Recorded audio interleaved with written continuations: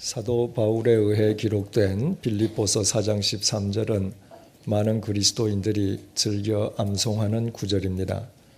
내게 능력 주시는 자 안에서 내가 모든 것을 할 수 있느니라. 적지 않은 그리스도인들이 이 구절을 좋아하는 까닭은 이 구절의 참 뜻을 그릇 이해하고 있기 때문입니다. 이 구절은 흔히 오해하듯이 주님의 능력 안에서는 자신이 원하는 것은 무엇이든 할 수 있다는 의미가 결코 아닙니다. 사도 바울은 먼저 빌립보서 4장 11절을 통해서 이렇게 증언했습니다. 표준 새 번역으로 읽어드리겠습니다. 내가 궁핍해서 이렇게 말하는 것이 아닙니다. 나는 어떤 처지에서도 스스로 만족하는 법을 배웠습니다. 사도 바울은 주님의 증인으로 살아가기 위해서 누구보다도 더 많은 박해와 고난을 당한 사람이었습니다. 그렇지만 바울은 아무 생각 없이 그저 되는 대로 사는 사람이었던 것은 아니었습니다. 사도 바울은 말할 수 없이 어려운 상황 속에서도 자신이 배워야 할 것을 반드시 배워가는 사람이었습니다.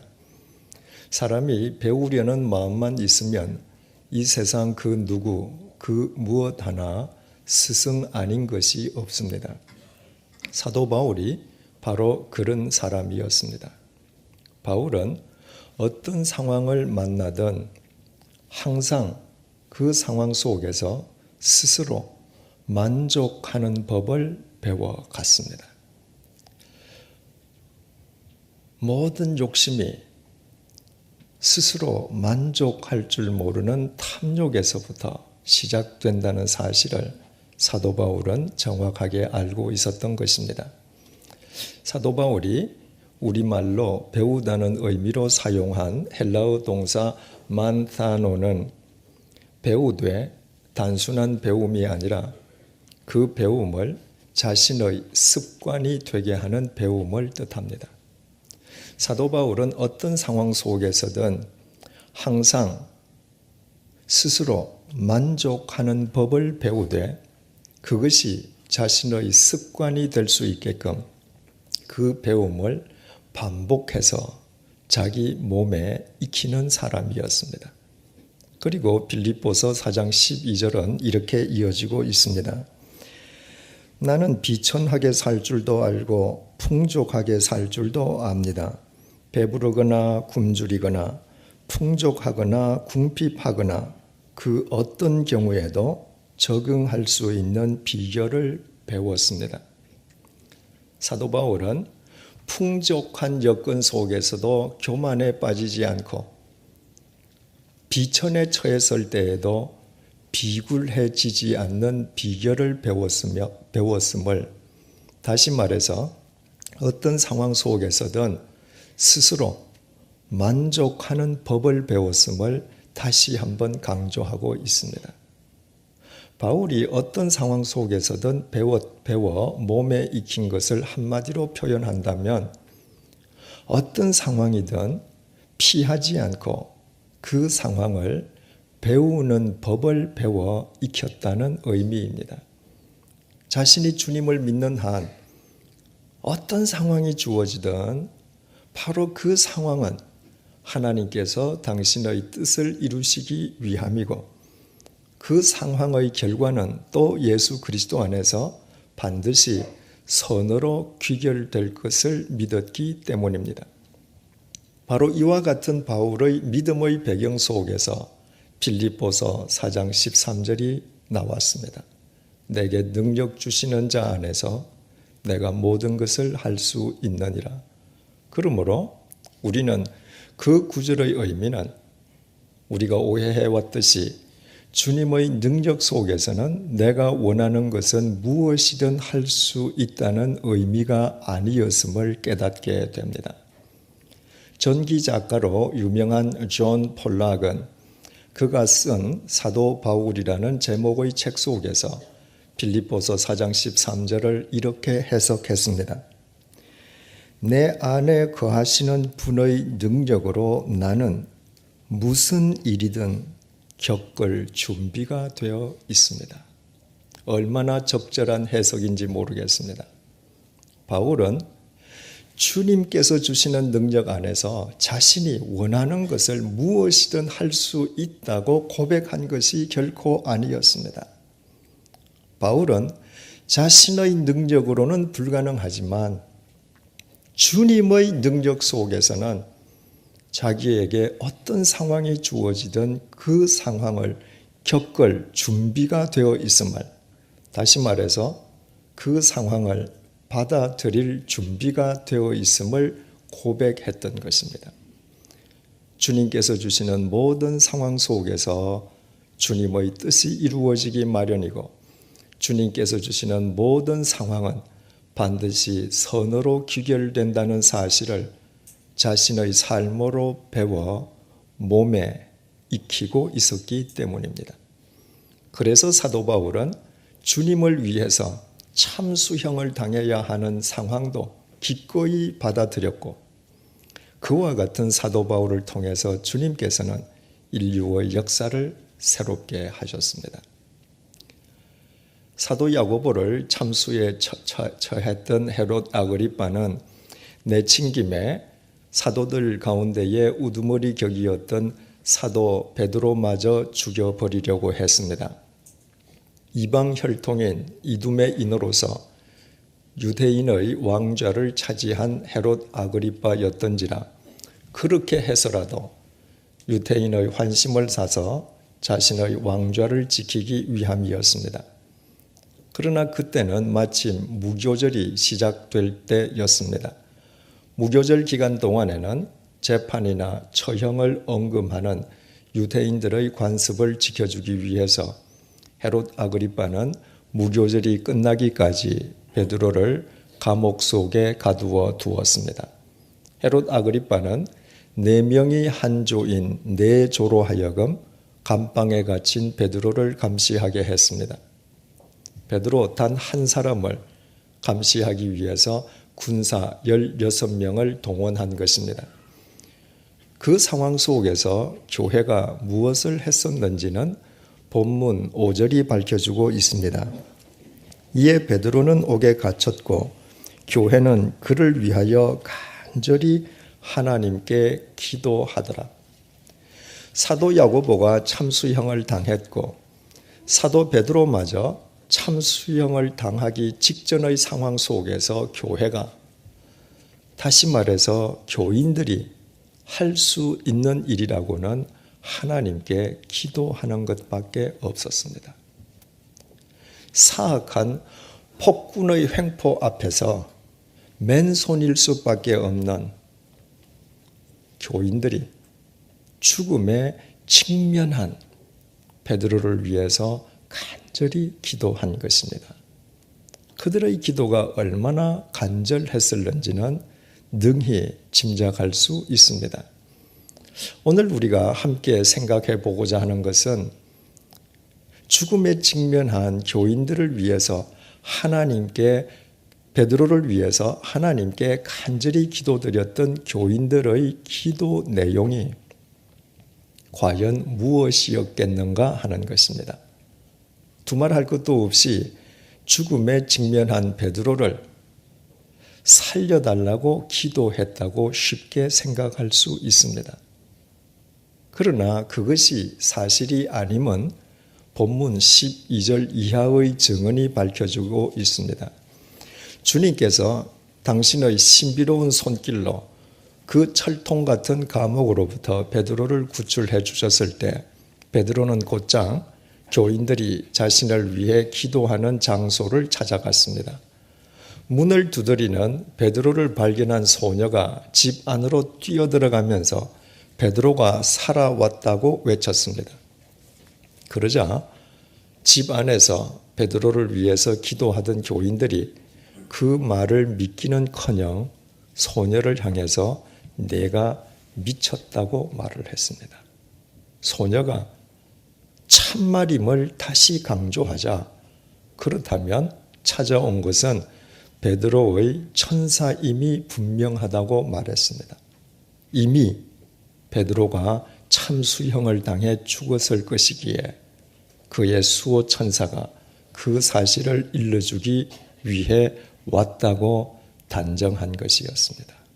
이처럼 죽음에 직면한 베드로를 위해서 간절히 기도하던 교인들 가운데에 베드로가 살아서 돌아왔다는 사실을 믿는 교인은 단 한 사람도 없었습니다. 따라서 이것을 그들이 불신의 기도를 드렸기 때문이라고 규정할 수도 있습니다. 이를테면 그들이 죽음에 직면한 베드로를 위해서 간절히 하나님께 살려달라고 입으로 기도하긴 하지만 정작 마음속으로는 베드로가 절대로 살아오지 못하리라고 믿지 않았다는 것입니다. 만약 그것이 사실이라면 그와 같은 그들의 불신의 기도를 굳이 오늘의 본문 속에 기록할 가치나 필요가 있었겠습니까? 하나님께서 단지 그들의 기도가 불신의 기도라는 사실을 강조하시기 위해서 성경 속에 그들의 이야기를 기록하게 하셨겠습니까? 만약 누군가가 그렇다고 말한다면 그 사람은 본문 속 교인들의 믿음을 모독하는 사람입니다. 초대교회를 이루고 있던 본문 속 교인들은 자신들을 배교자로 간주하는 유대 교인들의 대박해 속에서 매일 자신들의 목숨을 걸고 주님을 쫓던 사람들입니다. 그들은 자신들의 모든 소유를 내어놓고 모두 함께 사용하는 유무상통의 삶을 살던 사람입니다. 더욱이 그들은 주님의 말씀을 자신들의 삶으로 실천하던 사람들이었습니다. 한마디로 그들은 진짜 예수쟁이였습니다. 진짜 예수쟁이였던 그들이 입으로는 베드로를 살려달라고 기도하면서도 마음속으로는 베드로가 살아오리라고 믿지 않았다고 생각하는 것은 전혀 사리에 닿지 않습니다. 그렇다면 죽음에 직면한 베드로를 위해서 그들이 하나님께 간절히 기도했던 내용은 도대체 무엇이었겠으며 또 베드로가 살아서 돌아왔다는 소녀의 말을 그들이 믿지 못했던 이유는 무엇이었겠습니까? 우리는 그 해답을 초대교회 교인들이 본문 이전에 하나님께 드렸던 기도의 내용 속에서 찾을 수 있습니다. 베드로가 처음으로 투옥되었던 것은 사도행전 4장에서의 일이었습니다. 베드로와 요한이 성전 미문 앞에서 구걸하던 안전뱅이를 예수 그리스도의 이름으로 낫게 해주고 또 예수님께서 부활하셨다고 증언함으로 인해서 유대교 지도자들에 의해 투옥된 것이었습니다. 유대교 지도자들은 이튿날 두 사도를 불러내어서 다시는 예수의 이름을 입 밖에도 내지 말라고 위협한 뒤에 그들을 풀어주었습니다. 풀려난 두 사도는 곧장 교인들에게 가서 자초지종을 설명했고 사도들과 교인들은 모두 한 마음이 되어 하나님께 기도드렸습니다. 그 기도의 내용이 사도행전 4장 28절에서 30절에 기록되어 있습니다. 주여, 이제도 그들의 위협함을 굽어보시옵고 또 종들로 하여금 담대히 하나님의 말씀을 전하게 하여 주시오며 손을 내밀어 병을 낫게 하시옵고 표적과 기사가 거룩한 종 예수의 이름으로 이루어지게 하옵소서. 초대교회 교인들이 하나님께 드렸던 기도의 요지는 세 가지였습니다. 첫째로 박해자들의 위협을 굽어 살펴달라는 것이요. 둘째, 하나님의 말씀을 담대히 전하게 해달라는 것이요. 마지막으로는 예수 그리스도의 이름으로 병자를 낫게 하고 표적과 기사가 드러나게 해달라는 것이었습니다. 우리는 이 기도 속에서 이상한 점을 발견하게 됩니다.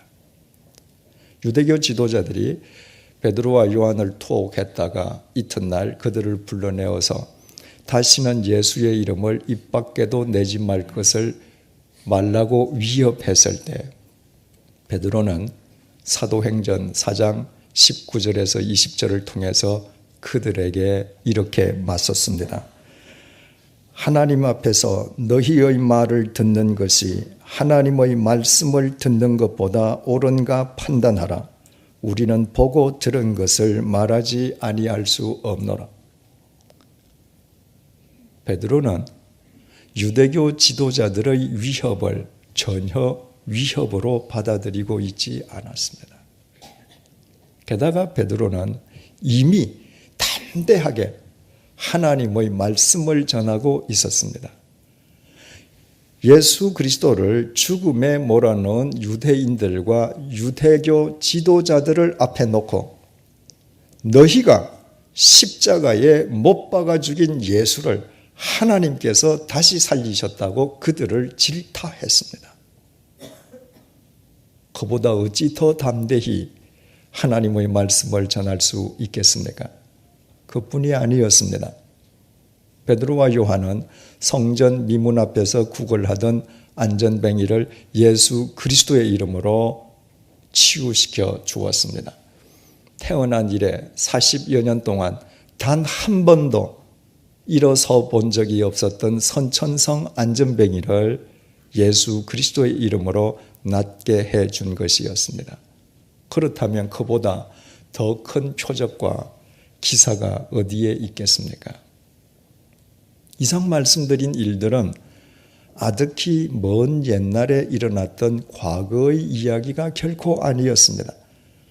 그들이 하나님께 기도드리기 직전에 혹 길어야 24시간 이내에 베드로와 요한이 직접 행했던 일이었고 두 사도는 그 모든 이야기들을 교인들에게 상세하게 설명해 주었습니다.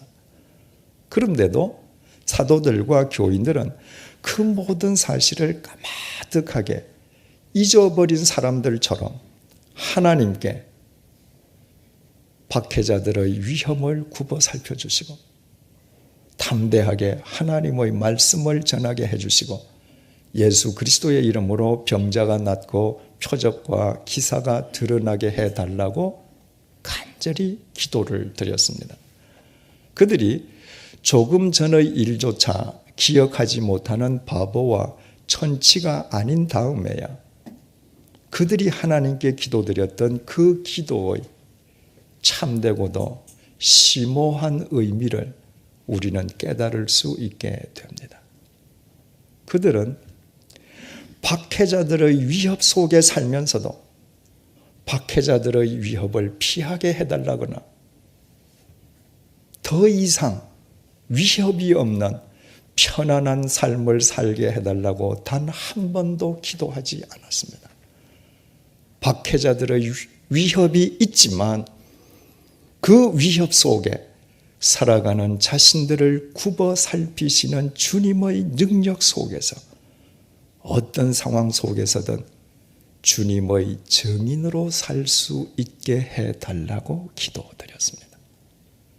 자신들의 삶 앞에 어떤 상황이 펼쳐지든 그 상황을 믿음으로 받아들이고 그 모든 믿음 속에서 진정한 그리스도인으로 살아갈 수 있기 위해 기도드렸던 것이었습니다. 자신들에게 주어지는 모든 상황 속에는 하나님의 뜻이 있다는 사실을 그들 역시 자신들의 삶으로 배우고 몸으로 익힌 사람들이었기 때문이었습니다.